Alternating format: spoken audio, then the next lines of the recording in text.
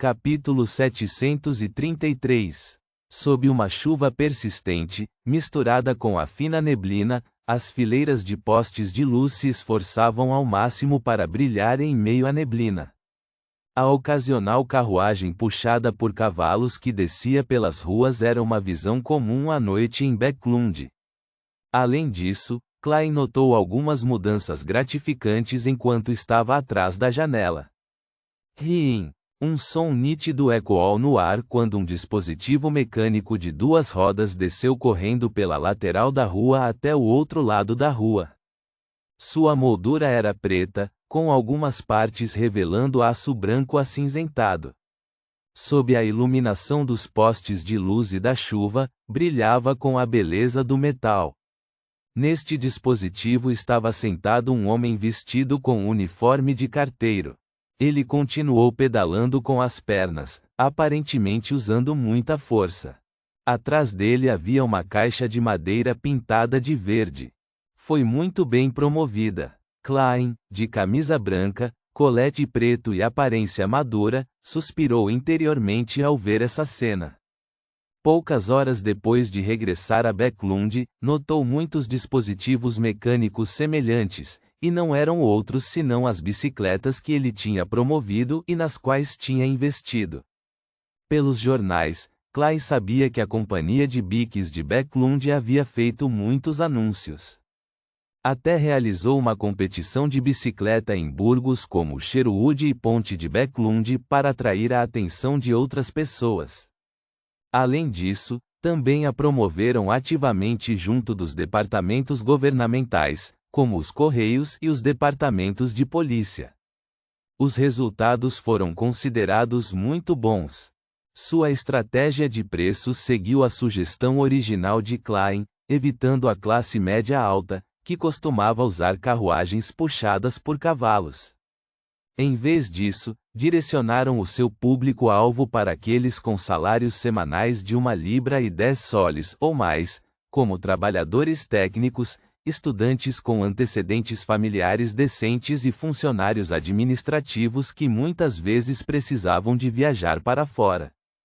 Portanto, uma bicicleta no valor de 3 a 5 libras era acessível para as pessoas desse grupo demográfico, se elas se arriscassem um pouco.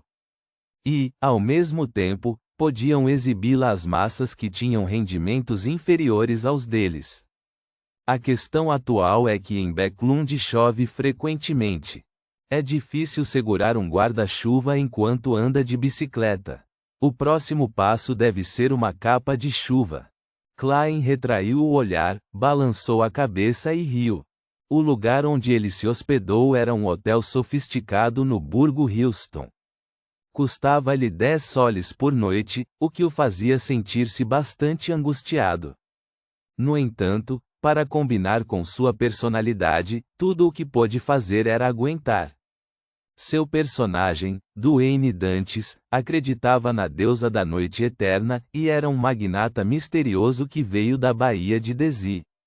Ele havia vendido suas terras e minas originais, planejando buscar novas oportunidades em Bäcklund. Ele tinha um certo interesse em obter um título aristocrático, mas não possuía riqueza abundante para tal. Ele teve que primeiro expandir seu círculo social e começar a fazer alguns investimentos. Os benefícios dessa identidade eram que ela era claramente diferente dos personagens com os quais Klein havia atuado anteriormente. Isso lhe permitiu interagir muito naturalmente com pessoas da classe média alta, especialmente membros do Clube de Oficiais Militares e os bispos da Diocese de Bäcklund e da Igreja da Deusa da Noite Eterna. Tornou conveniente para Klein continuar suas investigações sobre a grande poluição de Bäcklund, enquanto reunia informações antes de fazer planos detalhados para roubar o caderno da família Antigonos. Também havia desvantagens óbvias. Um magnata tão misterioso definitivamente chamaria a atenção dos falcões noturnos e dos punidores mandatários, então havia um certo nível de verificações de antecedentes que ele teria que passar. De acordo com a experiência de Klein, Tal investigação seria feita pelas organizações de Beyonder oficiais sob a premissa de que nada de importante havia acontecido. Também poderia ser entregue ao departamento de polícia, mas em resumo, não seria feito muito esforço, pois seria considerado uma verificação de rotina. Portanto, Klein, considerado um grande especialista em disfarces, preparou uma segunda camada para sua identidade como Duane Dantes para seus projetos, para poder lidar com a inspeção de antecedentes. Esta segunda camada de sua identidade era que Duane Dantes era uma pessoa que se aventurou em Balan Leste e Oeste no continente Sul por algum motivo particular. Ele usou um apelido e passou mais de 10 anos naquela terra bastante perigosa e cheia de oportunidades para acumular uma grande riqueza. Como a origem de sua riqueza não era exagerada, ele retornou secretamente para a Baía de Desi e forjou uma nova identidade. Ele planejava começar uma nova vida em Backlund e legalizar gradualmente sua riqueza. Não era raro ver pessoas assim em Loen. Suas histórias eram aceitáveis e imagináveis para uma investigação. Para esta camada de identidade, Klein deixou algumas pistas imperceptíveis na cidade de Conan para revelar indiretamente a verdade. Essas pistas incluíam, mas não se limitavam, aos registros de suas passagens de Balan Leste para a cidade de Conan, hábitos resultantes de viver no continente Sul por longos períodos de tempo, bem como sua riqueza de origens desconhecidas. Klein acreditava que, desde que Duane Dantes não se envolvesse em nenhum assunto sério de Beyonder, preparativos como esse seriam suficientes para enganar a maioria das inspeções rotineiras de antecedentes. E se ele encontrou um Beyonder oficial extremamente dedicado que investigou tudo e estava até disposto a buscar a ajuda de colegas do continente Sul, então Duane Dantes tinha uma terceira camada de identidade. É que ele era um trapaceiro que tinha medidas anti-adivinhação até certo ponto. Ele se disfarçou de magnata misterioso e gastou grandes quantias de dinheiro em investimentos para esse golpe final. Essa identidade foi suficiente para prender Duane Dantes, mas o nível de atenção dispensado a ele não seria muito grande.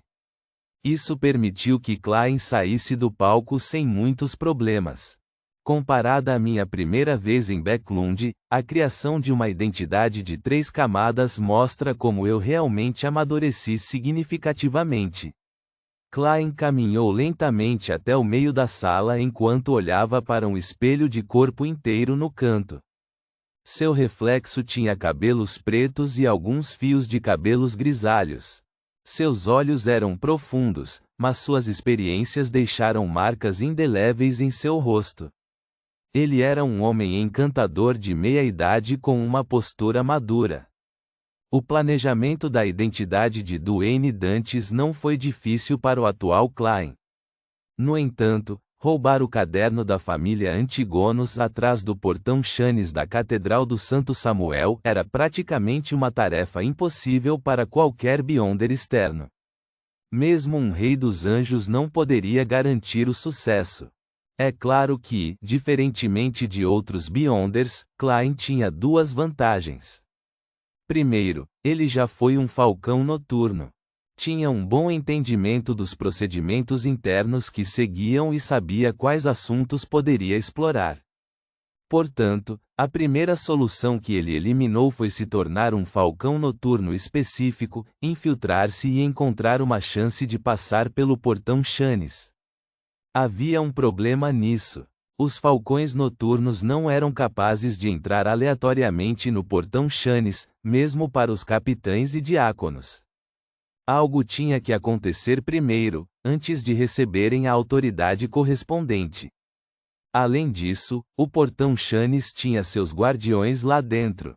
Entrar ou pegar coisas aleatoriamente resultaria em um ataque contra ele, causando o início de uma batalha. Klein não queria que seu roubo resultasse em mortes ou ferimentos aos membros da Igreja da Deusa. Após uma consideração cuidadosa, ele voltou sua atenção para os guardiões. Esses anciões eram falcões noturnos aposentados que se ofereceram para entrar no portão Chanes. Eles estavam encarregados de vigiar os artefatos selados e eram de um departamento diferente dos falcões noturnos. Entravam e saíam usando a passagem subterrânea através da catedral e nunca interferiam no trabalho dos falcões noturnos, nem seriam perturbados pelos falcões noturnos. Talvez como resultado de permanecer atrás do portão Chanes por longos períodos de tempo, todos esses guardiões tinham certas características. Eles tinham auras frias e expressões inexpressivas.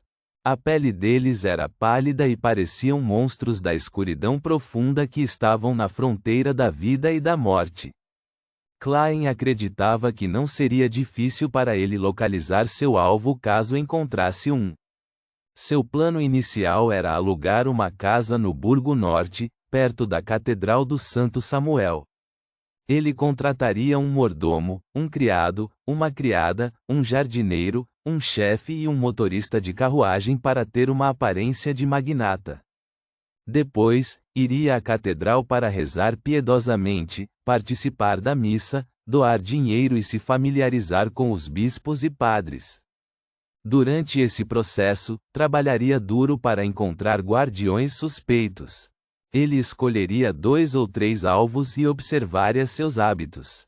Quando surgisse a oportunidade, aprisionaria um deles, mudaria para sua aparência, ou o possuiria diretamente, passaria pelo portão Chanes e tentaria folhear ou levar embora o caderno da família Antigonos.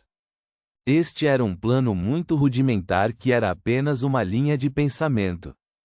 Precisava ser aperfeiçoado de acordo com a informação que Klein iria adquirir lentamente. Nesse sentido, a segunda vantagem de Klein era o Clube do Tarô. Ele tinha assistentes nos quais a Igreja da Deusa da Noite Eterna e os falcões noturnos nunca pensariam. Além disso, ele poderia considerar estender o recrutamento de um falcão noturno ou guardião da Diocese de Backlund para a reunião de tarô. Ele poderia então completar o roubo através deste traidor, assim como o Imperador Roselli foi usado para obter o caderno da família Antigonos por Zaratu. Tenho que ir frequentemente à catedral. Somente fazendo isso poderei encontrar um alvo. Klein encarou o espelho enquanto assentia silenciosamente. Era preciso dizer que ele se sentia em conflito. Se um verdadeiro falcão noturno ou guardião traísse a igreja para servir ao Senhor louco, seu primeiro pensamento seria desencadear o castigo divino para se livrar desse traidor desprezível. Depois de expirar, deu uma risada autodepreciativa. Vestiu a sobrecasaca trespassada e o chapéu, saiu da sala e foi para a rua.